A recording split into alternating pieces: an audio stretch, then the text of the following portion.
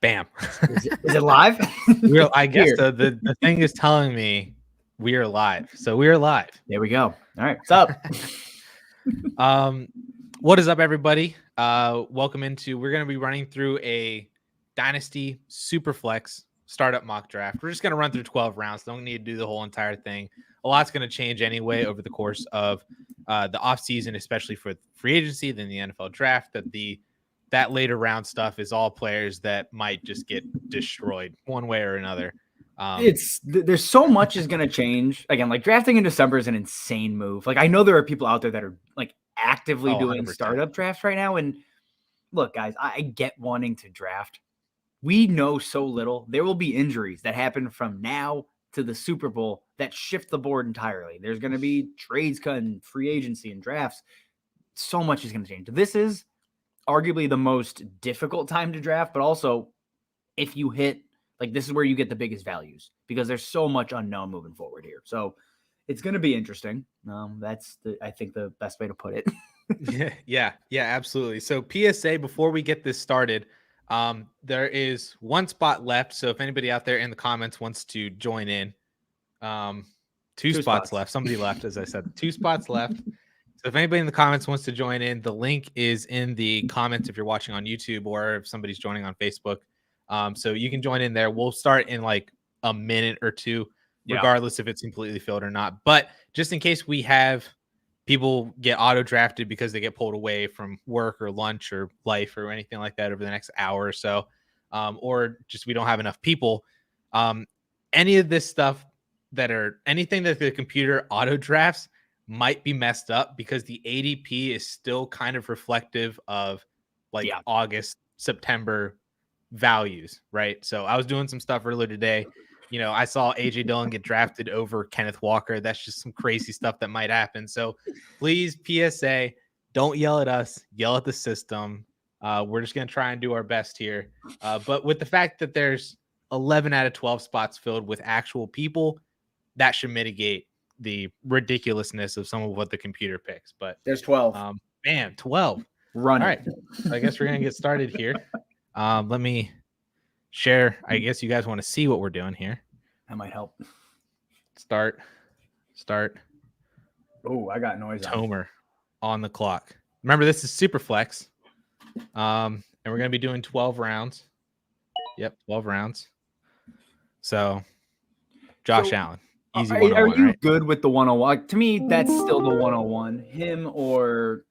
Oh, I'm on the clock. I think you got audio on for each pick. You gotta shut that off. That is painful. There you go. All right. Oh man, I feel like I need to like talk about my pick at the 103 and I purposely chose this because I knew that Josh Allen and Pat Mahomes were going to go 101 and 102. Yeah. So I was like, I should talk about what I would do at 103. I'm going to take a quarterback here. So I get if you want to take Chase or Jefferson or anybody like that. No running back should be in the conversation here. No. Quarterback, Herbert, Burrow, Lamar. Those are my 3 that I'm kind of deciding between right now. And I would really prefer not to take any of these guys, but I picked 1.03. This is my own fault. I'm going to take Justin Herbert. I feel like there's no wrong answer, right? It's just for me, I want to be in this group. I don't think there's really a wrong answer between any one of these guys. I just want one of them. And so to be able to just grab one of them, I think is very easy.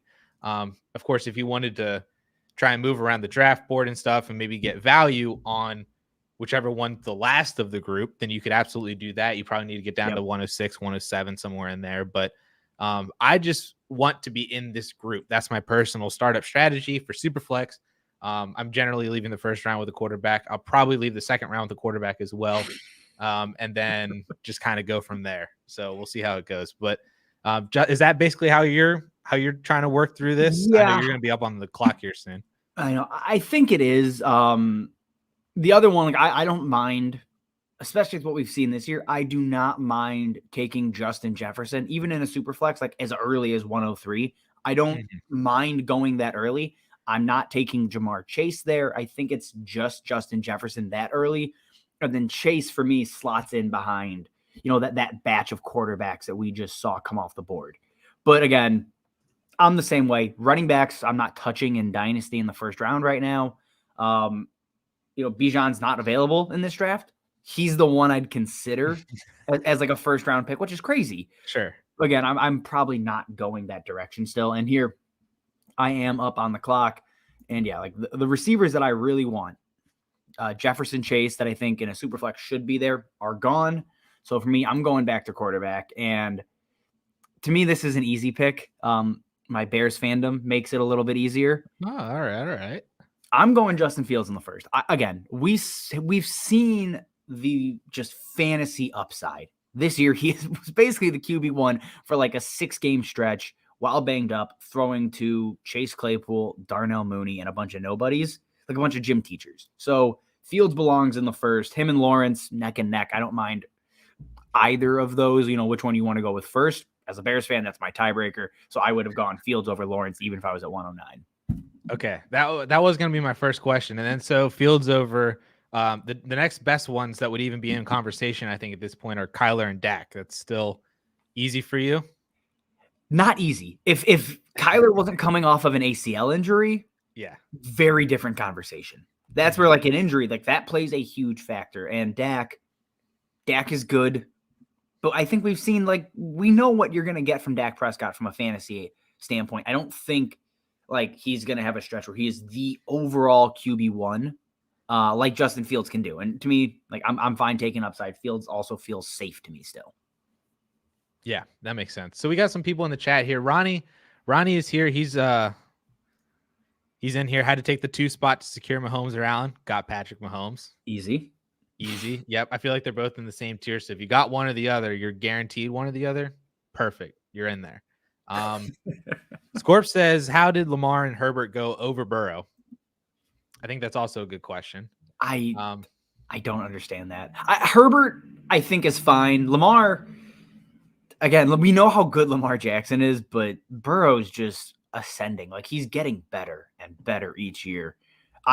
Personally, he's my QB3 for Dynasty. Again, don't mind somebody taking Herbert, though. Lamar, maybe a little more questionable at this point right now. Yeah, I'm the one who took Justin Herbert. And to be honest, my decision was between Herbert and Burrow. Lamar was my QB3 and 1.03 before the season started. But, man, this year I think just really shows the downside of what happens when an elite rushing quarterback doesn't have receivers to throw to. Right. Like, there's nobody there. I mean, once Bateman, and even when Bateman was healthy, like, it just wasn't working. And they put themselves into this box. Like, so I don't really feel bad for them. They traded away Hollywood. Mm-hmm. And it's just, it's all around confusing and frustrating. Yeah, absolutely. So I just want to be in this tier. I don't think there's really a wrong answer between any one of these guys. I just want to be in that group and I'm good to go. I have one of those guys. Man. Yeah. So, okay, I'm back up here. And when I'm looking at quarterback, if Trey Lance was healthy, I would hope he would be the pick here. I don't think I want to go Trey Lance this early. Just for me, I think there's too much talent at other spots right now. It feels like a pretty clear tier break at quarterback for me. So I'm going to wide receiver. I'm going to take my wide receiver 3, and that is A.J. Brown. I mean, the man is automatic, whether it's Minshew, whether it's Jalen Hurts, it does not matter. I think him or CeeDee Lamb are both very viable for that wide receiver 3, wide receiver 4 spot. Yep, absolutely. I would have taken CeeDee Lamb, but it's wide receiver 3, it's wide receiver 4. Right. I was looking at those two, and I do love CeeDee, but man, AJ Brown just got something about him right now that I cannot get away from. It's just he's so freakish. Let's see here. More comments coming in. I have to shout out Toronto Dave here. He said you've been awesome. Been enjoying watching your videos. Thank you. Especially as of late. Early on, it was trash, but like recently, he's like, "You guys have hit your stride." Yeah, exactly. Putting some more time in the editing room, putting some more time in the back end. Videos are coming out better. Oh yeah. Ridley Truther wants to know who's taking the Watson bomb. And to be honest, you might want to stick around to 210 because it may or may not happen.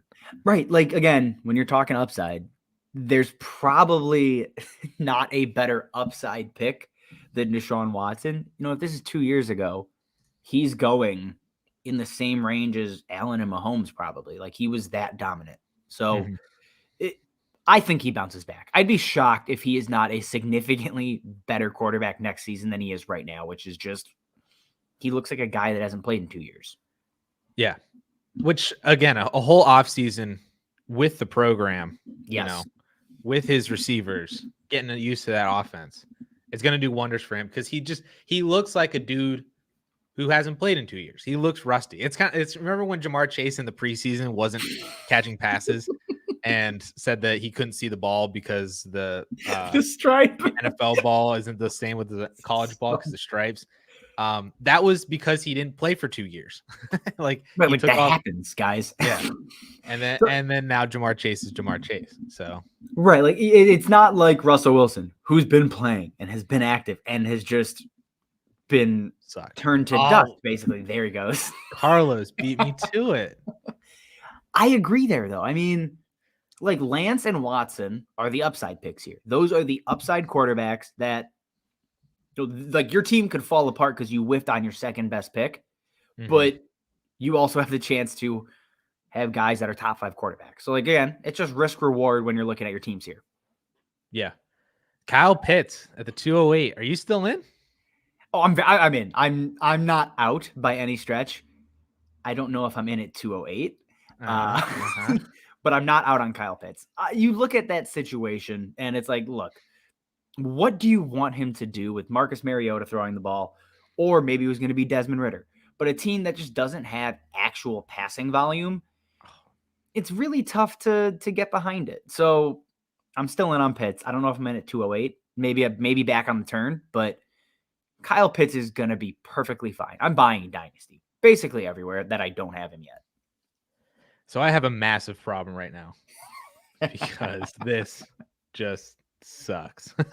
How did it get so ugly so fast? I have no idea. So maybe this might be like how I said at the beginning when I want to be in this group of quarterbacks. Yeah. It might pay off to be in the back half of that group because then you get to be at the top end of the second round group. It got really bad, really fast. Like quarterback, Russ, Stafford, Rodgers, Carr, Brady, Cousins. That got really bad. I can't go quarterback here. I wanted to. If Tua was there, I would have 100%. Yeah.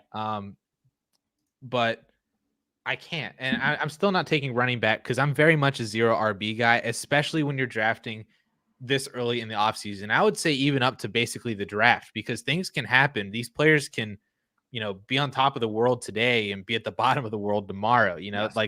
Like players can get drafted, free agents can move around, especially with this free agent class. If you're drafting before March, you got to be really careful about some of these free agents that could move around. Josh Jacobs, David Montgomery, Tony Pollard, Damian Harris, Saquon Barkley's even a free agent, and I don't even think it's 100% guarantee that he's still with the Giants. Right. I think he'll still be great because he's still Saquon Barkley, but you got to be wary with the running backs because they can waiver. They're like a ping pong ball in terms of value in free agency and the draft and the offseason. From a strategy standpoint, though, does that mean like when you're drafting, there are probably 10 running backs that I think are like virtually locks to be the guy in their backfield, right?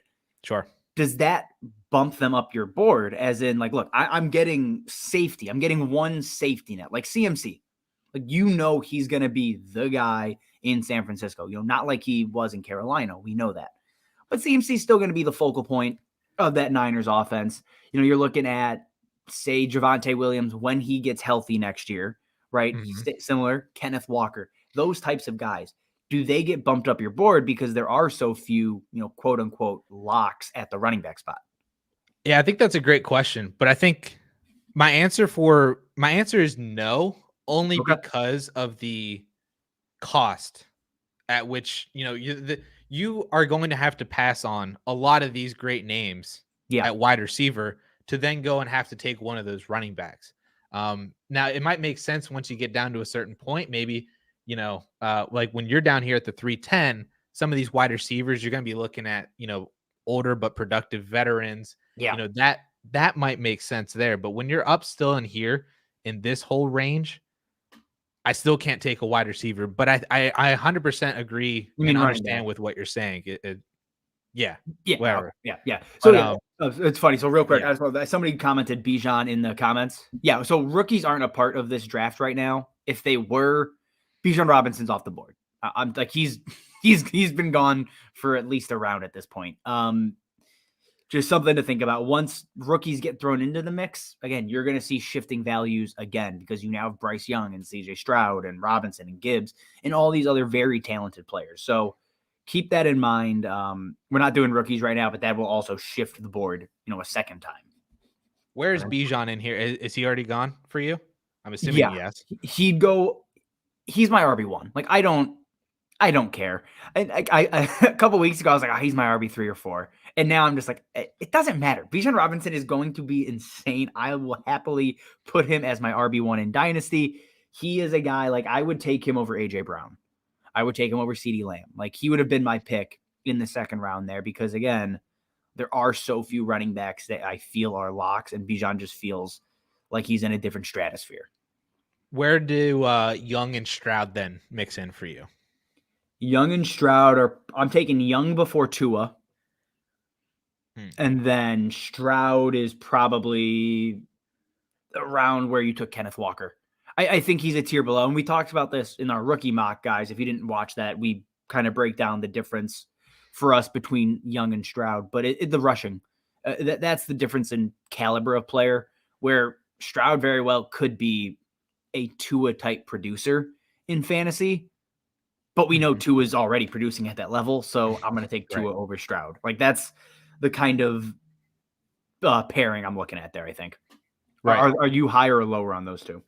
I'm basically right where you were as well. I probably still would have taken Tua over Young because producing. But if we had rookies in here and the board looked exactly the same up until my pick at the 210, I would have 100% taken Bryce Young over T. Higgins. So that would have been my QB2. We would have been rolling. And yeah. So okay, that makes perfect sense then. Yeah. Damn, I'm almost up here. Yeah, you are. You got to figure. And another PSA in case of people who are currently like in the mock right now, scroll down a little bit. It changes quickly. Yeah, because when you're looking at some of the top players that are suggested for you, scroll down a little bit because I know Garrett Wilson was buried. Chris Olave, I had to scroll down a little bit, was buried.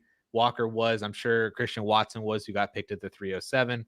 Yeah. I mean, superstars like Zach Wilson are buried down there. You gotta scoop those guys up. Okay, I'm looking here. This I don't know if I can go running back here. Yeah, CMC Barkley go. Those are the last two guys two of the last guys, I should say, that I'm very excited about. Yeah, I'm going back to wide receiver. And this is where, this is an inflection point for my draft. I could go producer and I could go for a win now team, or I can go upside. And if you guys have watched my videos, you know exactly what I'm doing. I am going upside. So I'm taking Drake London. Again, Drake London at this point, you're looking back end QB1 in dynasty purposes. I got him at QB. He's a wide receiver 2 in this draft. If I can get Drake London, as the wide receiver 14 or 15 off the board, I am very happy and I'm very excited for what that team could look like moving forward. Right, AJ Brown hitting his prime, Justin Fields entering year 3. You have Drake London in year 2. To me, that's like a young core, and that's typically how I go in Dynasty. I'm not kidding when I say I have never made the playoffs in the year 1 of a Dynasty startup. Like I just don't draft my teams that direction. I don't try to win now, and I try to go as young as humanly possible typically, and then just build that way. That's always how I've played Dynasty, and it tends to work out fairly well as long as your player assessments are semi-accurate. Yeah, that's the piece. You guys watch and some of mine are not. So you just go that route. Yeah. You're about to be up again, so I'll let you go through your draft and then I'll hit you with why I agree with taking London instead of some of these other Debos and Devontaes and stuff like that. Exactly. This next pick is still tough for me here. I mean, Cooper Kupp sitting there. Devontae Adams. Like, again, I'm back in the exact same question of do I just go and be competitive or do I reach down the board? Kelsey goes. Yeah, I look at the quarterback and there's still not a guy here, I think, in that middle tier that's worth grabbing here. Like that's where like Russell Wilson has vacated this tier. Matthew Stafford has vacated this second level tier. Derek Carr, who knows? Like it's Kirk Cousins, I think, is the only quarterback I'm looking at here. And He's even gone. then, I don't. 2-11, Oh, we just went. Yeah, so Kirk Cousins would have been the only guy I was looking at here, and I'm not taking him. 2 more quote unquote safe running back go. I know where I'm going. Oh, yeah. All right, I'm taking Travis Etienne. Again, I have been obnoxiously high on him for 2 years now, and I'm going to continue to be there. Etienne, as I'm looking, is a top 10 running back for me in Dynasty. I have no issue grabbing him here. The other guy I was looking at, there he goes, Devonta Smith, DJ Moore, Michael Pittman. Given my team's build, I think they make more sense. But again, I can't justify taking those guys over Cooper Kupp and Devontae Adams sitting there. So I went to the running back position. And again, Etienne's young enough that I'm not concerned about this build with a running back early. Yeah. Yeah, I love what you're doing right there. And man, I think what would have been perfect for you, like what I would have done in your situation was I would have taken a quarterback coming back, and then I would have ultimately loved it. But I still love what you're doing.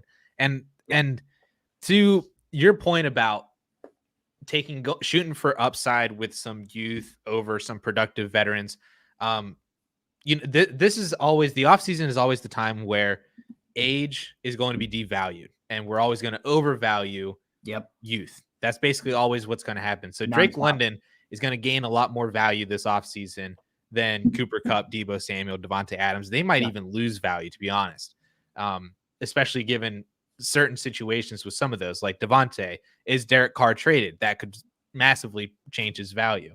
All that kind of minute, individualized situation stuff. And his value is going to Devontae Adams' value is going to shift even more once he gets traded to the Bears with Justin Fields. We're talking Super Bowl, baby. No, but here's the thing. Yeah, that's exactly what it is. Like they are guaranteed to lose value.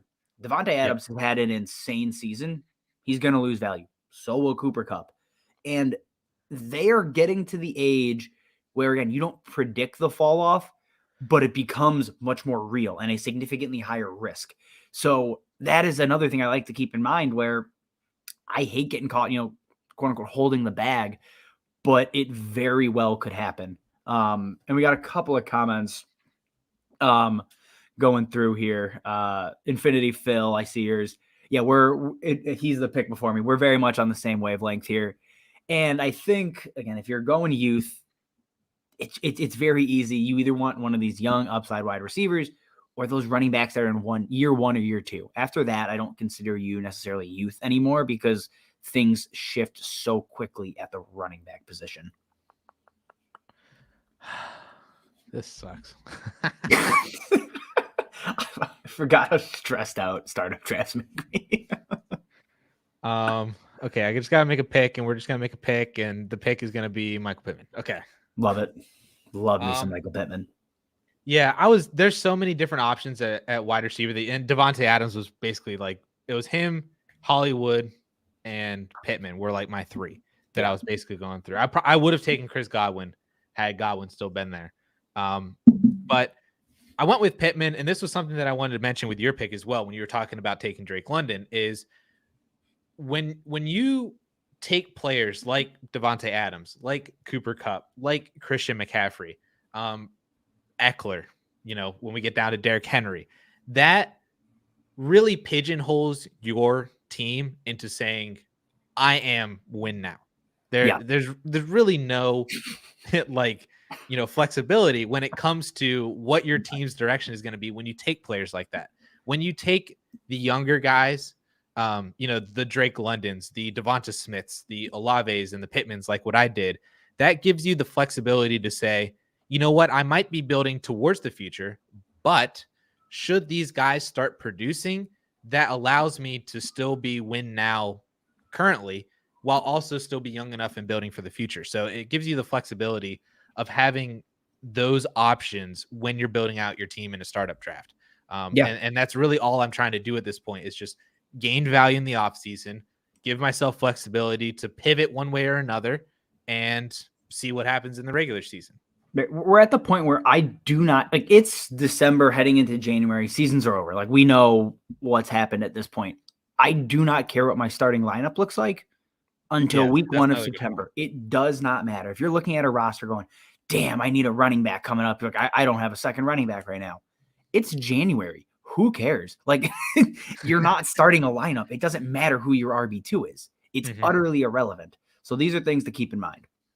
Right. Especially at the running back position. I'm always one of the people that say just stack wide receivers right now in this time in the offseason, and then let the running back room shake out. We're going to have a lot better of, a lot more confidence and a lot better understanding of how running backs are going to produce during the 2023 season in July, August, September. Those are the times to go out and buy your running backs, start setting your lineup, see what your lineups are going to look like. So if you are competing, then you can move a Michael Pittman for a Josh Jacobs if you need to. You can do all those kind of things, but it allows you to have that flexibility that you can still, do that kind of stuff with and just, don't pigeonhole yourself into one situation.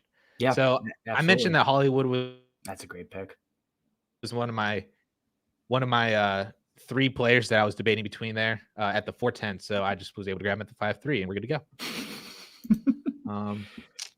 I like that a lot. So Ramondre Stevenson going there. Are you in or are you out on him just based on? Yep, nailed that one. So are you in or out on him at this point? Again, he's getting drafted as, what is that? 4 or 5. He's an RB1. Yeah, like 10, 11, 12, somewhere we're in that range. Yeah. Yeah, I think so. And I think he's going to have a big time value bump, probably almost immediately in March, because I don't expect Damian Harris to be back. So when we look at the depth chart and we see Ramondre Stevenson and then Kevin Harris and Pierre Strong, we're going to be like, boy, Team Ramondre, we're all in. Like, I wouldn't be surprised if he gets drafted over Josh Jacobs, Javonte, Austin Eckler, even Joe Mixon, honestly, to a certain degree for some people. That's the kind of value bump that we would see very immediately in the offseason. Now, the NFL draft could have some things to say. The Patriots could take, a Zach Evans or a Sean Tucker or some big body kind of guy to replace Damian Harris, and that would kind of bring his value back down. But I don't think, short of drafting Bijan and Jahmyr Gibbs, that any running back in this class would really come in and change anything for me in terms of what Ramondre has done right now. It's more of a replacement of Damian Harris. I could see Zach Evans being, first of all, a very good fit in that offense. Like him and Ramondre at the pass catching role, you have Zach Evans to just pound the ball, would be an interesting dynamic for fantasy. I would despise that pick because you kind of screw 2 running backs up. But I hate that. Like, in my mind, I'm like, yeah, it could happen. That's a very real landing spot if he slips to like round 3 or something.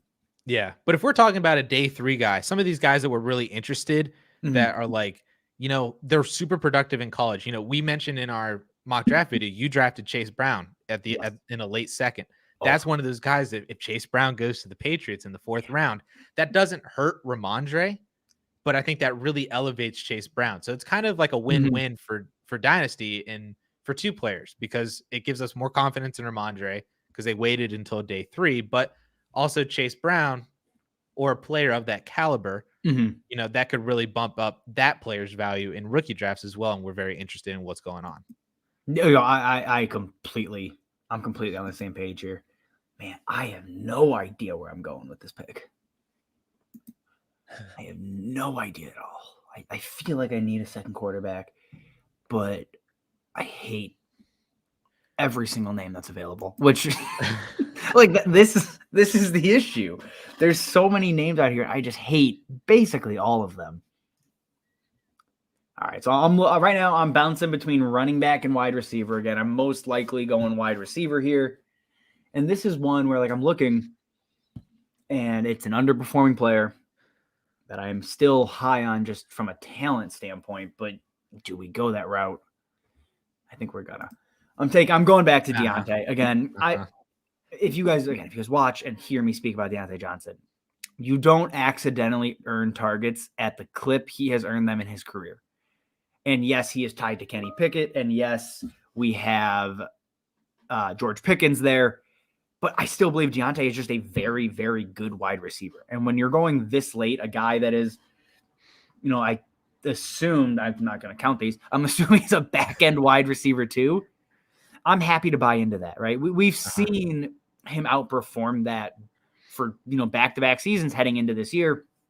The volume is still there. The production has not been. I'm going to go back to Deontay again, especially as a wide receiver 3. Like for my specific team, I'm very, very happy with that.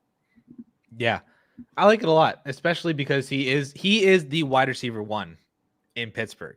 As a Steelers fan, I will never look at the 2 receivers in Pittsburgh right now and say Deontay Johnson's not the wide receiver 1.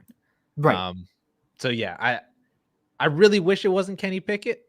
I will be on that train until something wildly changes with Pickett's performance and production. But until then, at least he's still earning targets. That's step 1. That's like, you know, what we wish Michael Pittman could still do, basically, is like still just earn targets with bad quarterbacks.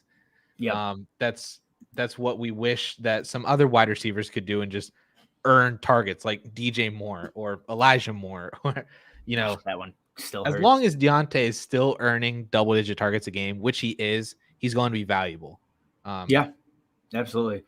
So I'm back up here, and this is where I am unfortunately going to bite the bullet. Like I do not like the quarterbacks, but I do not want to wait. Looking at how many people need a second quarterback here, I don't want to give 15, 20 picks. I have to pull the trigger here. And to me, I don't think he's an actual real life good NFL quarterback, but he's the QB 15 again for fantasy. He's a perennial, top 15 quarterback basically. And I'm going to go Derek Carr. He does nothing but produce for fantasy.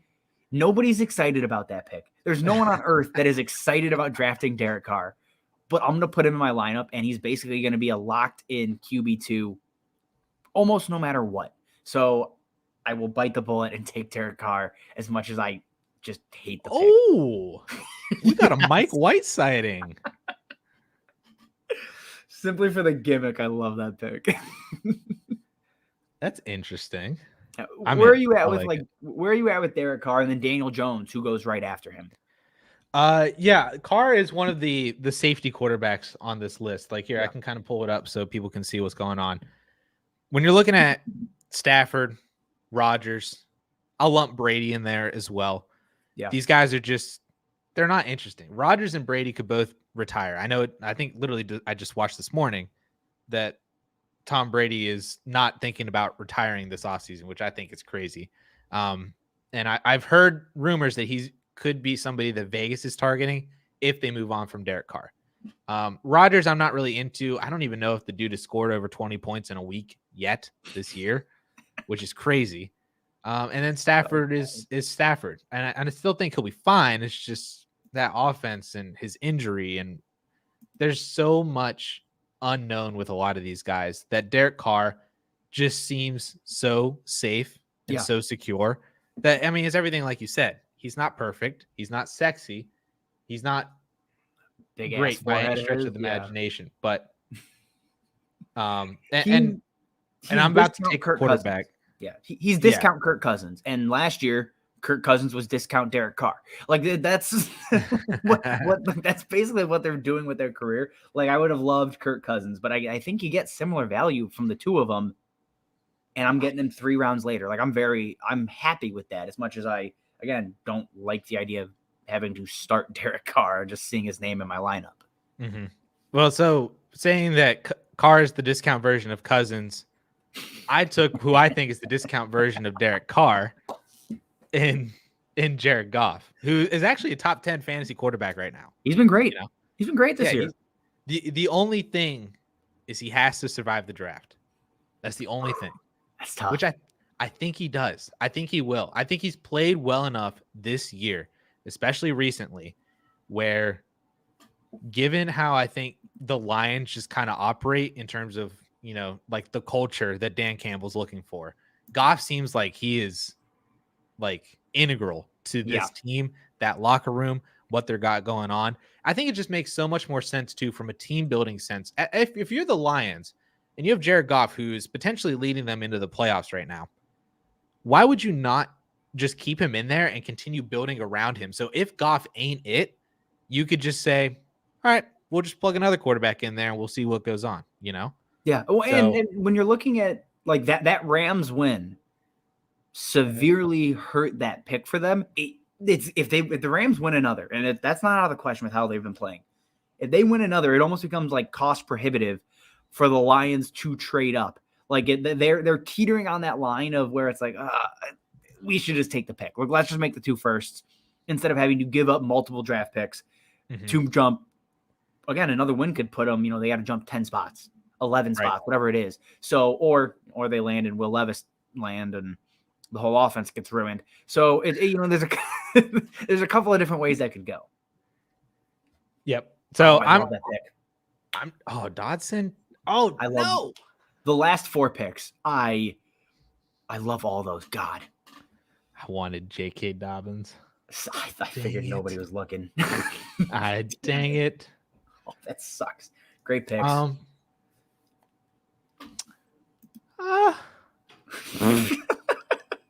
Dude, this point, man, it's gross because these players don't feel safe at this point in the season. Nobody does. Yeah, you know what? I think, and I'm curious to see what your take is on this too. Maybe not so much the player himself, but the position as a whole.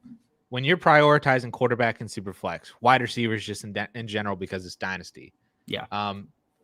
The tight end position feels like it's the easiest one to just say, we'll just kind of figure it out. We'll see what happens, I'll get to it later. Yeah, exactly. It's the easiest one to just kind of throw out the window. Where do you stand on the tight end position? If you want to talk about George Kittle, you can. Or if there was anybody else, if you're looking at somebody here at the 7-10, what's your take on tight end position startups? Give me one of the big 3. And for dynasty purposes, that includes Kyle Pitts. Whether Addison, I know, but give me one of the 3 highest valued tight ends, or I'm probably going to punt the position. But that's usually with the assumption that Kittle is a 5th round pick, because that's usually where he lands. Mm-hmm. When you're getting him in the 7th, I have no issue pulling the trigger on George Kittle there. There's a few other names I like in this range. I'm probably not pulling the trigger on Dalton Schultz, Dallas Goedert, Freiermuth, but those are the next 3 for me that if they last to the 9th round, I'm significantly more interested. But right now, like, again, those guys are good, but they're not game breakers. Like Dallas Goedert may be the tight end 3 or whatever it is in points per game, but he's not like near that top tier. Like there is an enormous value break that you can probably successfully stream. Calvin Ridley, damn it. You can probably successfully stream, 3 tight ends and find the same kind of production. So unless I'm getting those guys a little bit later, I'm just kind of punting tight end. It's so gross. It's so unenjoyable. Yeah, that's usually my take on it as well too. But I saw Kittle there. Yeah, in the 7th. I'm like, bro, I already got 4 wide receivers. I got 2 quarterbacks in Superflex. Why not take the shot? Kittle is the only other guy outside of the big 3 that, yes, he might on a weekly basis score just like everybody else because he's a tight end. Mm-hmm. But he also, and we've also seen it recently over the past couple of weeks, he has the ability to put up 25, 30 fantasy points because he is that good still. It's just, he's just got to stay healthy, and I'll take the inconsistency as it comes, as long as I know that I'm getting those spike weeks every now and then, that can help win you an entire week. Absolutely. He's a difference maker, and there are maybe 4 of them in fantasy. For tight end. Yeah. Sorry. So what you got going on here? Well, I had a whole queue and they're all gone. So don't you love that? We're looking here. We're looking, and it's not fun. I'm trying to look at the board to see if certain guys have gone. And this is one, I think he's here. Where are you? Trying to type in my picks to see if he went. I don't know. Okay, he's gone. I figured he would. Oh, geez, I have 10 seconds. This is not fun. So I'm at a point where I can go use. Don't think, just click. Give me talent. Give me Keenan Allen still. Right. Again, I have a young enough core that I do feel like this team could compete. Like, I don't look at these players as pure upside. I have a team that I think can absolutely compete. And that if that means, I get 2 years of Keenan Allen or another year, I'm fine with him as my 4th overall pick here, right? Because what I'm going to get out of Keenan Allen is better than, say, an Elijah Moore upside pick, right? A Sky Moore, who, first of all, I'm just looking at the ADPs at the top of the list. Nobody should ever consider taking him here. But, like, you know what I mean? Like, where you're balancing upside versus production, enough upside has fallen off the board that I think it's time to kind of start pivoting towards some guaranteed production. That at least that's where my mind is headed. Mm-hmm. Yep. And that's why, like I said, when I was talking about like Olave, Pittman, when you took Drake London, I'm not taking those shots on productive age, that early in the draft. But I love it this late because if you are competitive with the team and the young core that you've already built, those guys are going to help take your team to the next level and make you that over the top contender when you're able to get, Keenan Allen this late, when you're able to get, DeAndre Hopkins is probably a good example of that from this past season. Yes. When you're able to snag him as your wide receiver 4, 5, 6, buy him for a late second, and he was able to help teams up until Kyler Murray got hurt, but he was able to help those teams produce very similarly to a lot of the elite guys. So that's why I like taking those shots there this late when you're down into 8, 9, 10 double-digit rounds, stuff like that. So that's perfect to me. I do really, really like that. And this is where, again, I'm probably going to follow this up, but just a player I don't think should be here this late.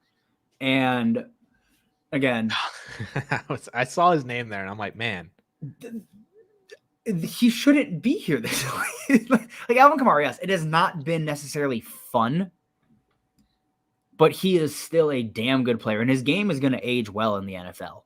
Like, I mean, he should be catching more passes. He's still a top 15 running back in PPR. I don't know where he lands in points per game, but he's still a top 15 guy on the season. And again, you're grabbing him this late. Running back at this point is not necessarily dart throws, but it's aging veterans and upside running backs who haven't flashed. Or flashed heavily. So that's what you're kind of balancing here. And again, I feel like I'm building out a roster that if I rolled this team out week 1, I feel like it's a very competitive team that balances youth with a ton of upside. I had this in the back of my mind too, and then Brandon hit you with it. Kamara suspension?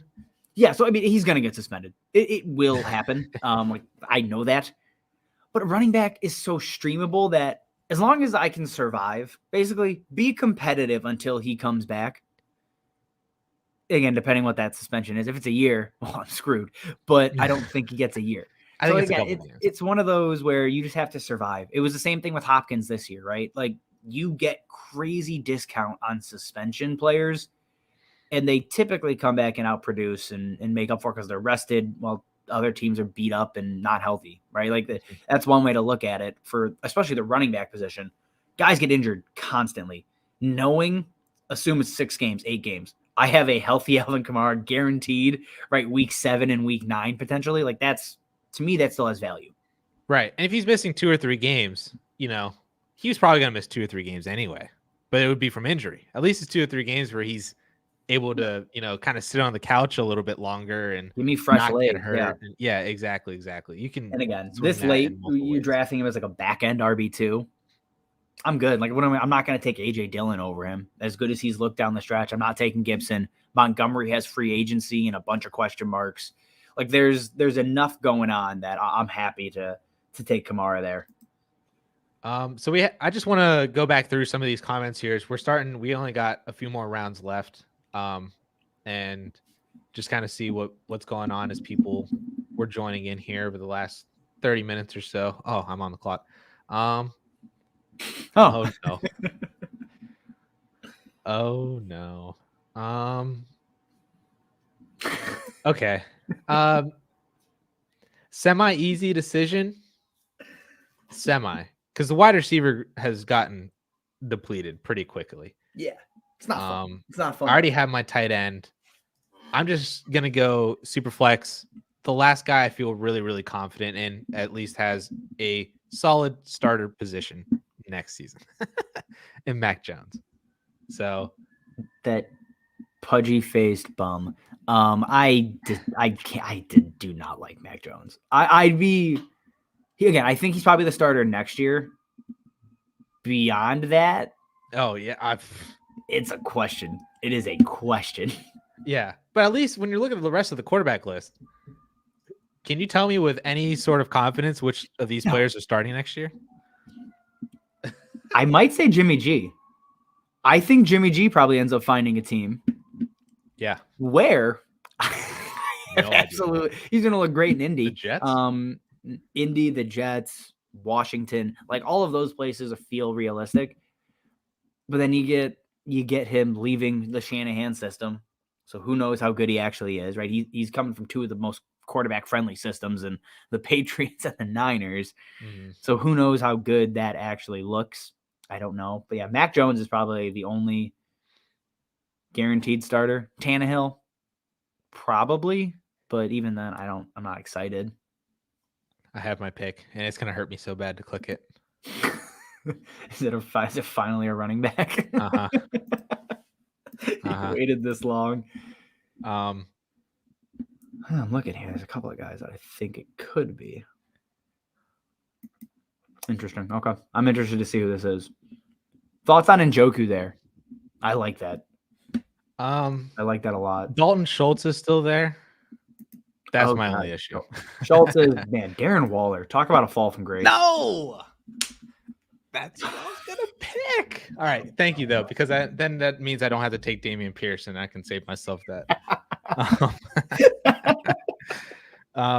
Whew. So I'm going to take the other running back that I was looking at. I'm just going to go with A.J. Dillon. Yeah. I like it. A little bit of youth. I think he's guaranteed to be on the Packers, basically. I can't say that about a lot of other guys. Oh, Brian Robinson was there too. I miss Brian Robinson. I'm taking Dillon over Robinson. Dillon has the upside. We've seen what he's been able to do the past couple of weeks when he's actually getting really good volume. Now imagine if Aaron Jones is actually cut because of his salary cap and contract situation. Mm-hmm. This is the first offseason where it's basically like the team can decide what to do with him moving forward. They can either cut him and save a lot of money, keep him on board if they're continuing to try to compete.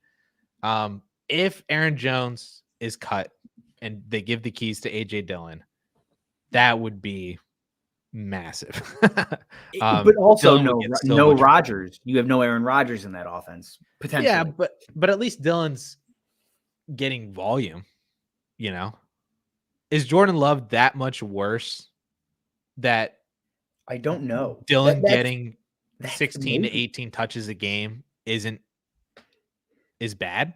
It should be fine. It should be very, very fine, I think is the best way to put it. Again, but somebody brought up, Aaron Jones does have a large cap hit. Mm-hmm. Not that really means anything in today's NFL.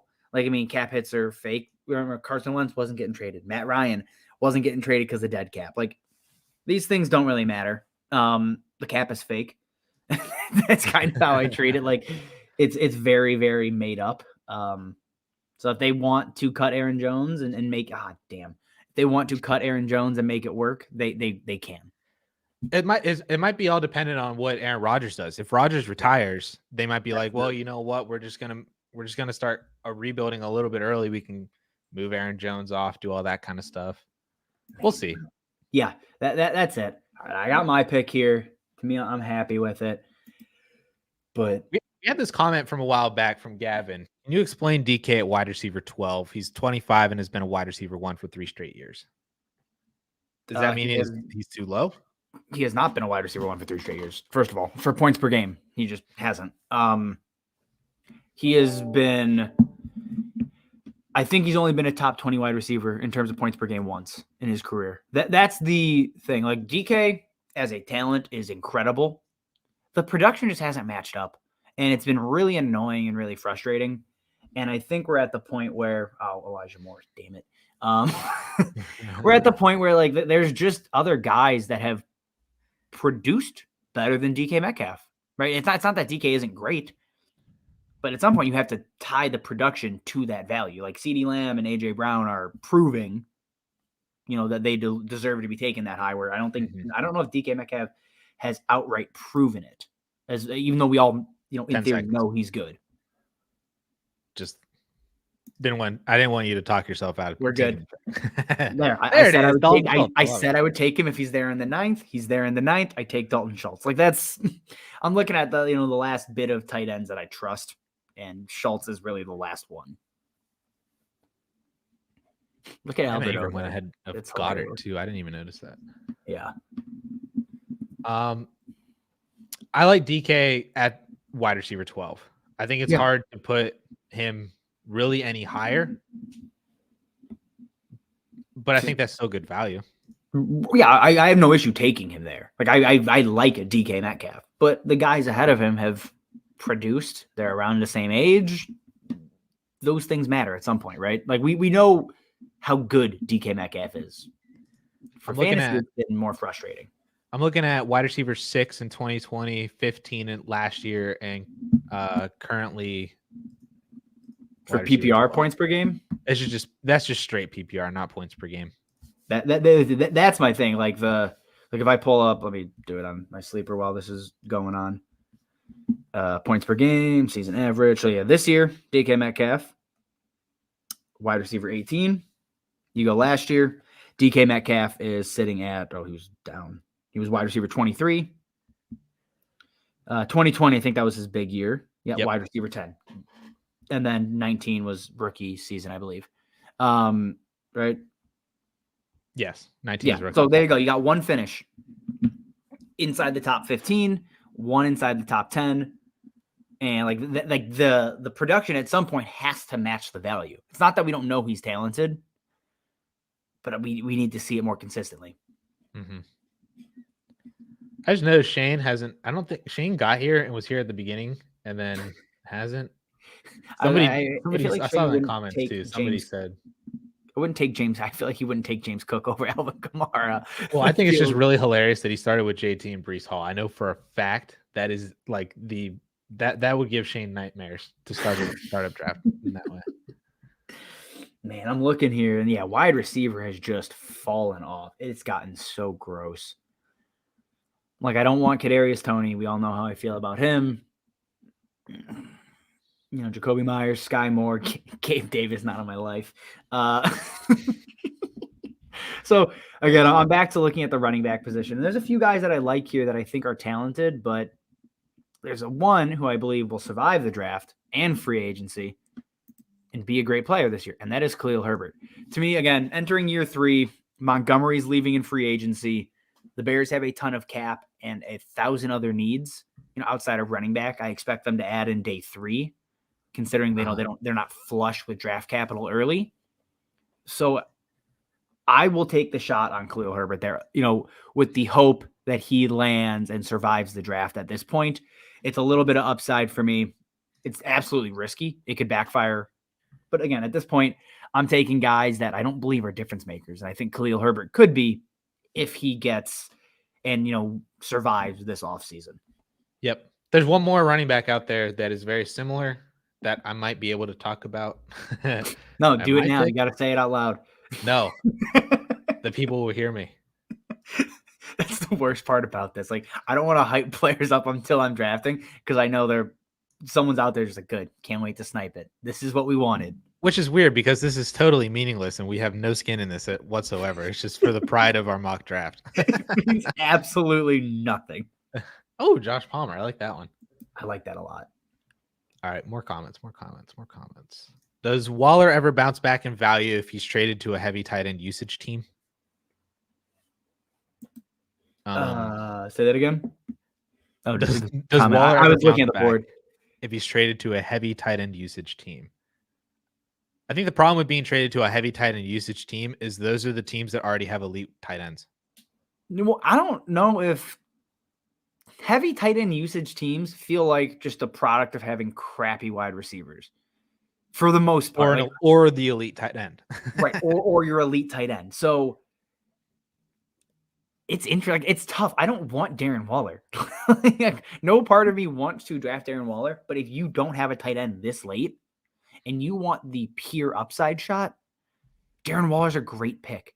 Like, you know what I'm talking about? Like, in the 9th round, the idea of Darren Waller being available in the 9th round a year ago seems, and it feels impossible because he's one of the big difference makers, or was a difference maker at tight end.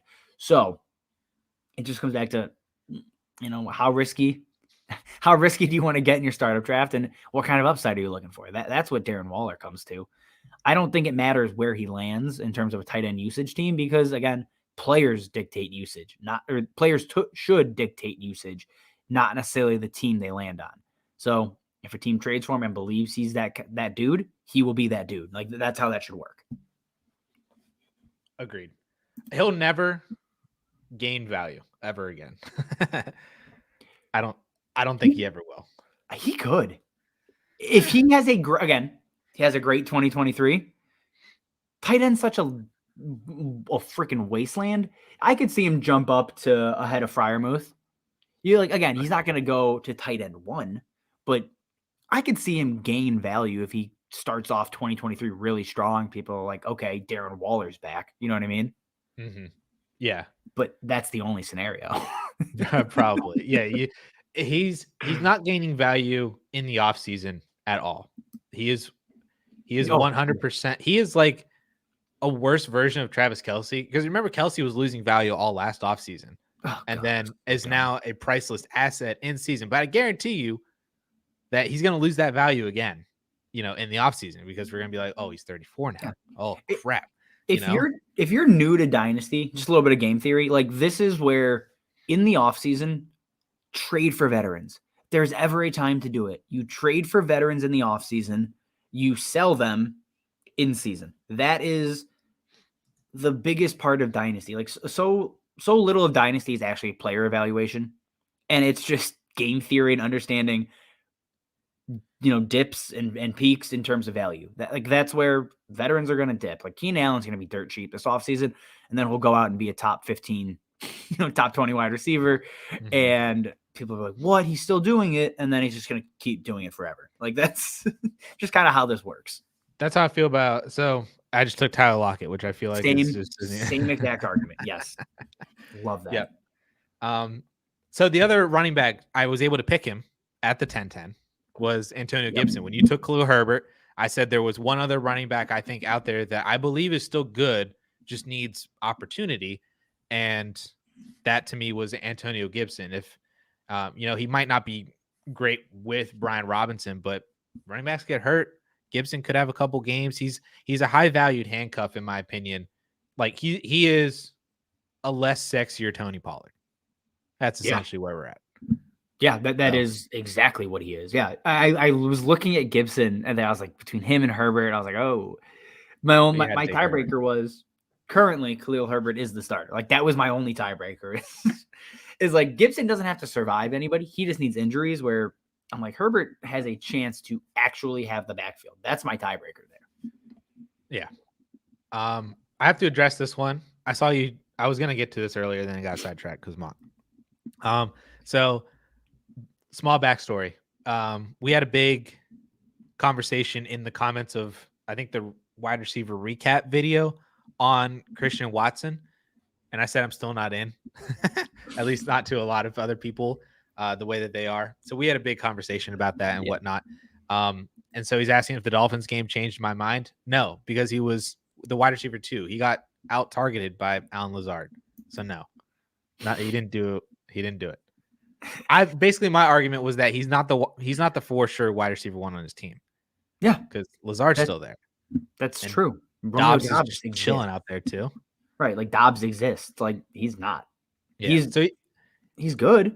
Don't get me wrong. He's a very good wide receiver. Is he an alpha? That's what those questions still exist. And then what if Aaron Rodgers leaves? Are we trusting a guy that we think maybe or maybe not an alpha with Jordan Love? Right, and you still have Dobbs and you still have Alan Lazard. There's too many question marks there for me to be excited. Like, at the price of 3.7 in a startup. You're baking in a lot of risk. That is insane. That to me is insane. I was looking for him. And I was like, oh, he hasn't been picked yet, because I didn't go up to the 3rd round to find him. Like, it's like, there's no way he's that high, and here we are. I'm in on him in the 6th round. If he was a few rounds cheaper, when we're talking about Mike Williams, George Pickens, Jerry Jeudy, Brandon Ayuk. This draft is so gross now. It should hopefully be better with rookies whenever we start throwing rookies in here. Did Romeo Dobbs go? Oh, he did. Damn it. That's a bummer. Okay. Well, I know where I'm going then. Another player that is not necessarily exciting. Nobody's going to be.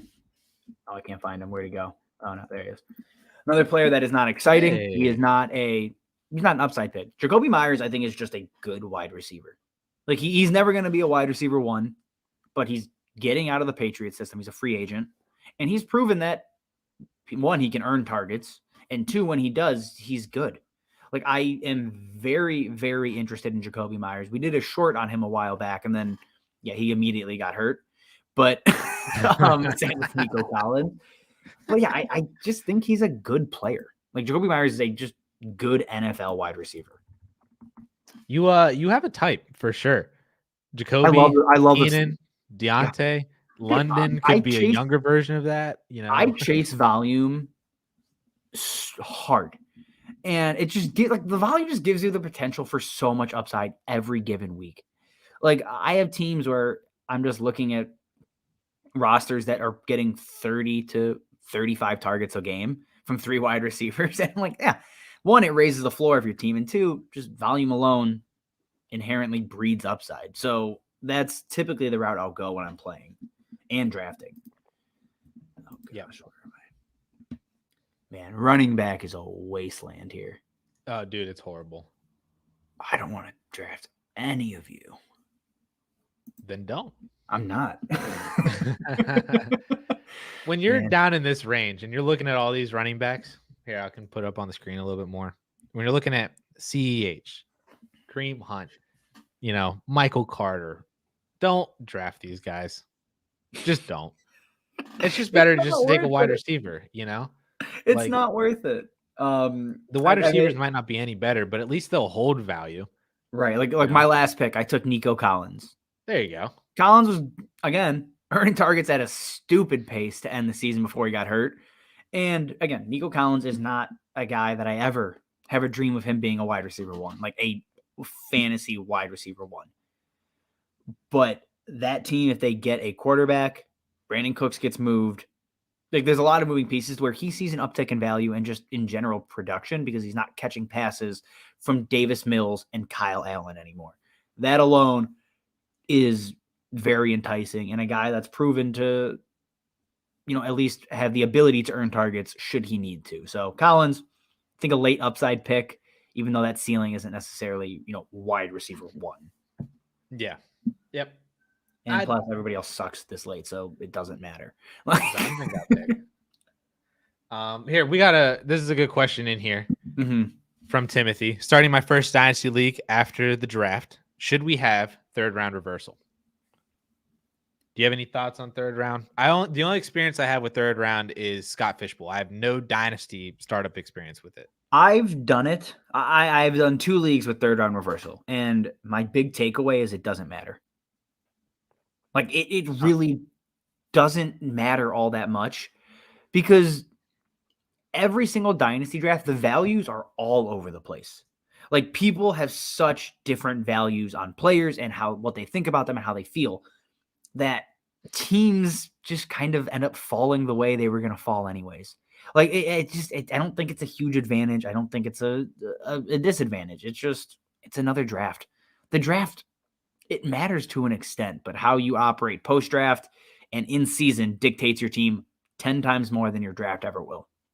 The other thing I will add to that too is maybe this might not happen because if it's your first Dynasty League, maybe you're in a group with a bunch of other first timers, that this might not necessarily happen. But if you're in a startup where people are just moving all over the board, there are trades galore. I'm trading my first round pick for a second and a fourth and then, then this other guy is moving up. He's trading a fifth and a seventh for a third and a 13th, and they're just picks are just flying all over the place. You never really know who has the next pick.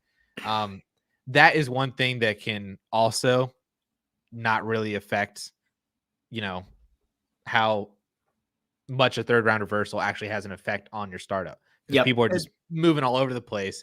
Some guys might not even pick in the first 5 rounds. I've seen that be done before. And I've seen I've done it myself where I have 3 picks in the top 15, then I don't have another pick until the 6th. Yeah. You know, it's just if you're new and if you're your league, if it's a new Dynasty league and everybody is new to Dynasty, for the sake of longevity in that league, do not allow trades, please. Like someone's going to get screwed. It's a guarantee. In the startup. In a startup draft. Yes, thank you. In a startup draft. But if it's a new league and people are allowing trades, trade back, because that will be the biggest value you can get, because picks are going to be overvalued. Like early picks are going to be heavily overvalued. Think about building out depth, especially, and just giving yourself as many bullets in the chamber to build like a massive super team. And you can do that from your startup if you're just constantly trading back, stockpiling startup and rookie draft picks.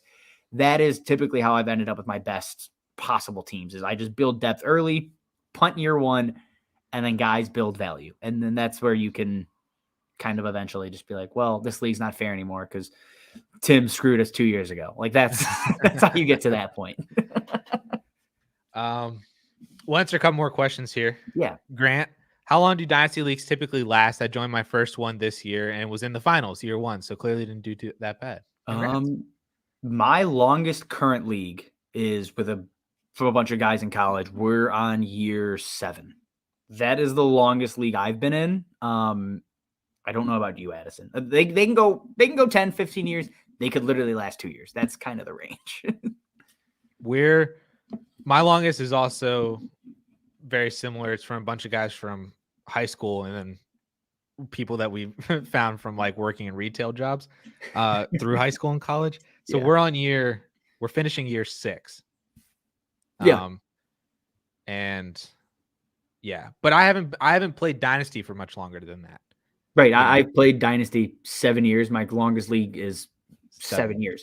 I've also had a league that folded in 2. So like things can go sideways quickly. It's just very dependent on the people that you play with. You know, a lot of Dynasty is based on people.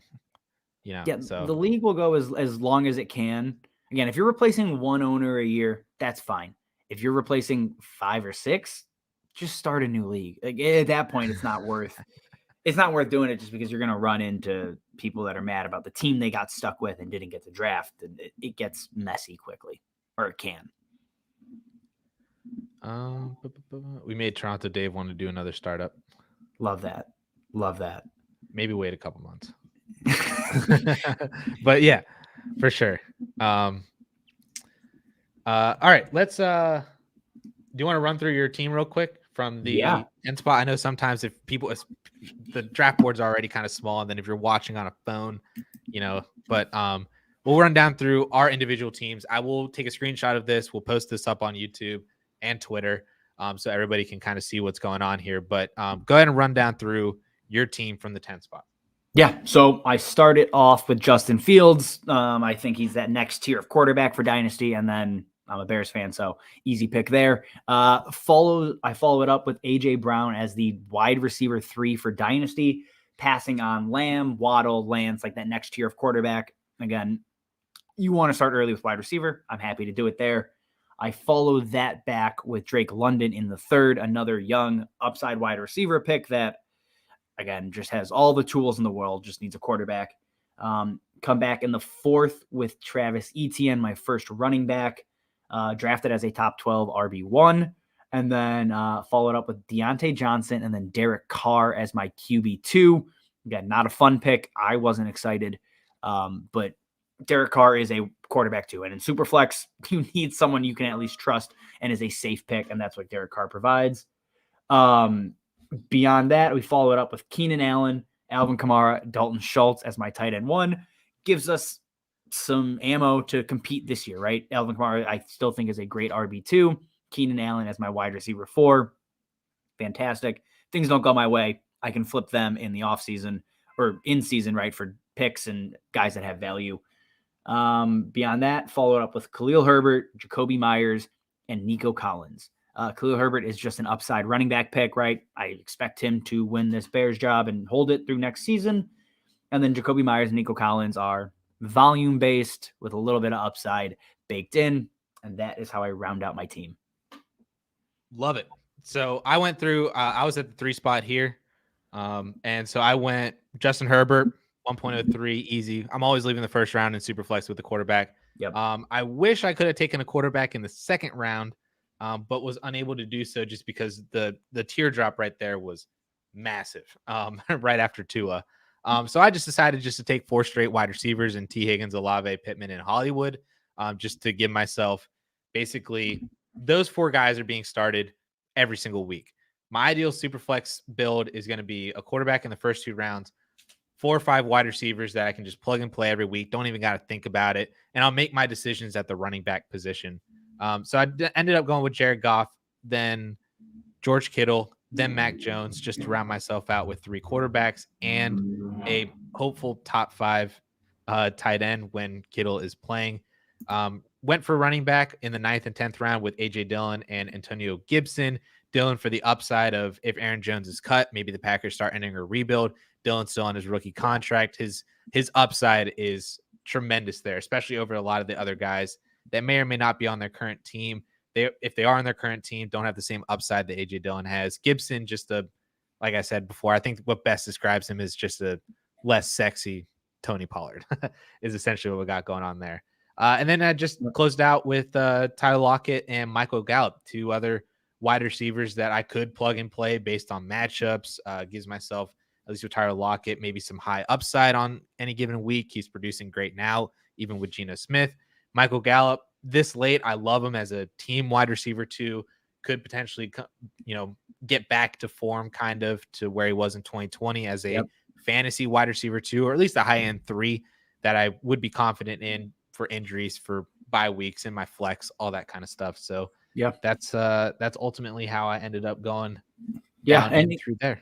And guys, if you like what we're doing, like if you like these types of videos, we actually are going to be doing these probably throughout the off season.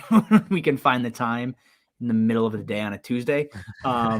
More startups. We're going to get rookie drafts for sure. Once rookies get integrated into these kind of mock draft simulators, then we'll be doing those all draft season as well. Yep. So guys, again, subscribe to the channel here, like the video. If you guys have other questions and comments, drop that stuff just down in the actual video comments. We'll be answering those basically forever. So keep that stuff in mind. But if you like it, subscribe, like the video, that helps as well. We appreciate it. Yeah. Do you want to run through? There's a couple more other questions in here. Yeah, I got time. Real quick. 0 RBs, your recommended dynasty strategy. For me, that's how I play.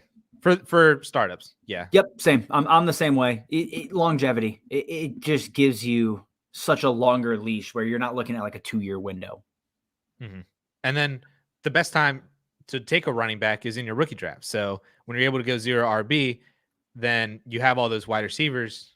You're able to take those rookie running backs in rookie draft, especially if you kind of productive struggle. Ryan McDowell, productive struggle, if you end up with, you didn't make the playoffs in year 1 because you built with a younger core, then you have a top 5, top 6 pick.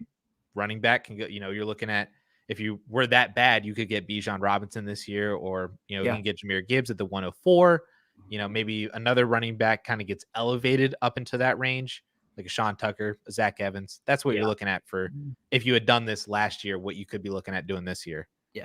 Basically, after your startup, my ideal strategy, doesn't always work out, is draft running backs in rookie drafts, trade for wide receivers. That's the most cost-effective way to do it. I agree.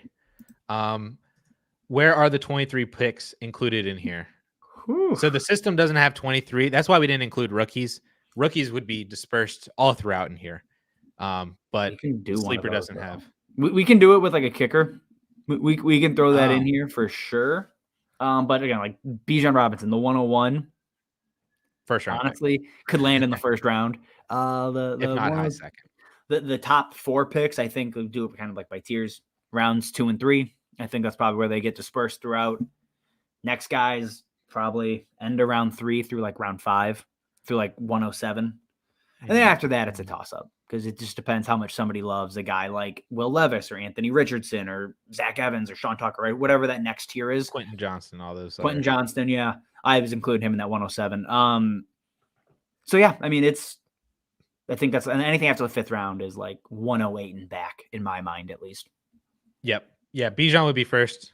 I said when I was up at the 210, if Bryce Young was available, I would have taken Bryce Young there. Yeah, So that kind of gives you a range yeah. of where the 102 is. I think 103 is kind of right behind him. 104 would be down in the Mixon, Eckler, ETN range, I think is where you could probably find Jahmyr Gibbs. And then the wide receivers would be dispersed in throughout there. I think both wide receivers will come in ahead of Devonta Smith, Treylon Burks, even potentially. I mean, London and Watson got picked up in there. But yeah, and if you guys are looking for like more of a like values on rookie, like this rookie class, we just dropped like a 2-round rookie mock. There's 2 videos over on the channel, and it's the title like way too early rookie mock. Just search those. We should pop up. We have a round 1 and round 2. So definitely watch those as well if you guys are looking for more rookie content. And we'll have more of that all off season. Oh yeah. Do you know when sleeper updates for 2023? I have no idea. I'm sure if somebody asked them on Twitter, they would do it like today. Oh yeah. Just tweet or at least give you an answer on. We usually do this after the Super Bowl, kind of thing, on when they kind of move over from 2023. I know that's when MFL rolls over. They roll over, I think, like the Wednesday after the Super Bowl. So sleeper's probably in the same kind of time frame. I hope it's sooner, but yeah, I think that would be the latest. Mm-hmm. Christopher asked, do you think auctions are more fair than Snake for setting up initial rosters? Depends on your league mates. Like here's the thing: if you have 2 idiots in your league in an auction, like it's things get unfair quickly because they overspend and then they have terrible teams. Like, so it just depends on the crowd. Like there are going to be dumb people in every league, and they can really screw up how fair initial rosters are very quickly. But it's the same if you put them in a Snake and let them trade. So yeah, yep. I would say on the league mates. You need to do auction drafts with people who are familiar with auctions. If you have 7 people that love auctions and then 5 people who've never really done one, that's going to be such a disadvantage for those 5 people. Yes. It's going to be a nightmare. Yeah. That, like you said, could really alter how teams shake out, because some people just blow all their money early. Some people don't spend enough early on, and then they're spending, like 15% of their money on like the RB3 for the Jaguars. Yeah, I know what you're talking. Real quick side story. Me and Marco, my brother, we did a slow auction draft. We never finished. Like, it was the worst thing we've ever done. We tried to do a startup. We gave up like 2 months in. We're like, why the hell are we doing? We should have just done a regular slow draft. Yeah. So I highly recommend not doing a slow auction startup draft. That's literal hell.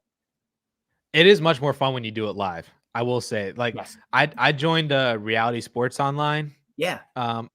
2 years ago, which is, that's salary cap, that's contract, it's all that kind of stuff.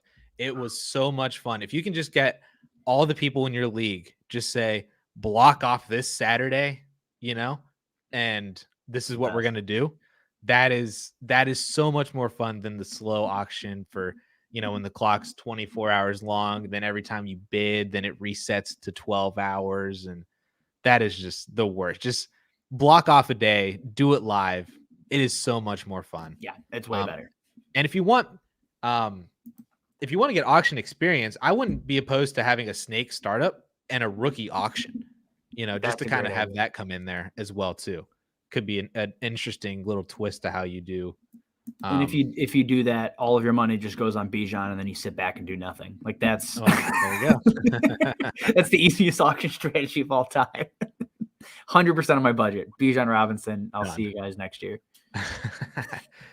Grant says he's new to rookie drafts. Is it worth it to hold on to late picks, or should I try to ship the 112 for a 24 first? In this draft, is it Superflex?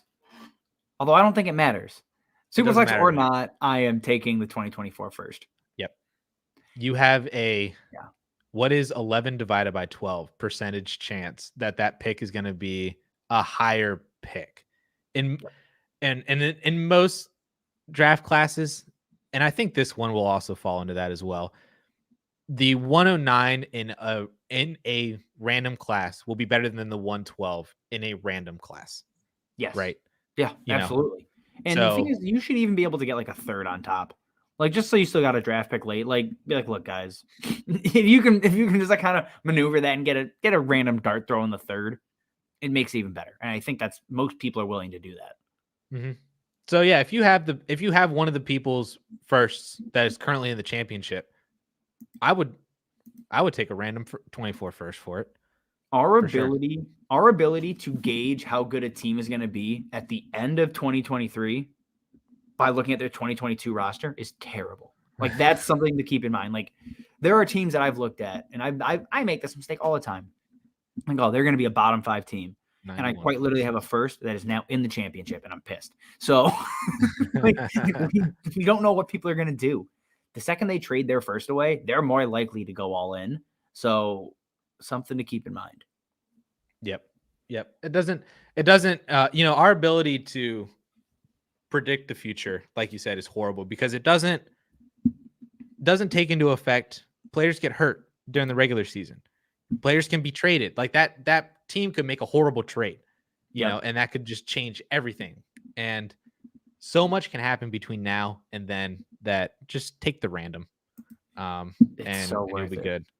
Yeah. Joe says January 16th, he believes is the last day to declare. I feel like that's right. Cause I heard I believe that's the date that Blake Corum talked about with Adam Schefter when Schefter asked him what the deadline. No, it's sometime mid-January. So yeah, once we have that, we will be doing 1,000 rookie mocks. That's like actually through Sleeper rather than doing what we did last time. Yep. And McGonagall just tweeted at Sleeper. So there we go. That's what maybe we'll get an answer. Watson came out at halftime. Before that, he led the team in targets by a long shot. What's a long shot? He had 6 and Lazard had 4. I'm going to be completely honest. No. Sorry, that was really sarcastic. I'm sorry. But I'm going to be completely honest. The amount of football that I watched this weekend, just because it was Christmas and all that kind of stuff, was like 2%. I'll tell you what, most football I watched, which I shouldn't really be proud of it, but I am kind of because I'm in the championship, was the Colts game last night because I needed Deion Jackson to score me 3 points. And he did that on the final Colts drive with those last 2 catches to put me into the championship. I shut the game off at halftime because it was a terrible game, but I was invested. Because I was going against people that had Chargers players. I had nobody left. So I was like, why am I watching this? Like, it's a slow march to my death. It's not worth it. I literally shut off the game at like 8:30. Yeah. So I did not watch football really at all this weekend. So opening presents and doing Christmas shit. Like it's spend time with your family. Unplug for a little bit, just for one weekend, man. There's 17 other weeks. We'll be unplugging post Super Bowl. Like we know that much. Like there will be I can't wait for that. We're gonna have like 2 week gap, guys. 1 or 2 week gap in content after the Super Bowl for the sole reason of anything we tell you. It's all gonna change. It's all gonna change post free agency. So we're just gonna save you the headache. It'll be rookie content, startup stuff coming up until then, and then a minor break. But I think that's about it. We'll be back on rest of the year. Yep. Cool. All right, we're starting to lose people, so that means we've gone on for too long. Yep. See you. Awesome. All right, we'll do this again. We'll put it out just like we did before, but we're gonna be doing this all the time. So if you missed this one and you want to join, if you're watching this after the stream has ended and you want to join later, we'll have these out constantly throughout the off season. So there should be plenty of opportunities if you are interested in joining. But but thank you to everybody who did join in the mock draft. Thank you to everybody who was watching, commenting, doing all of that kind of stuff. We love you all, and we'll catch y'all later. Bet.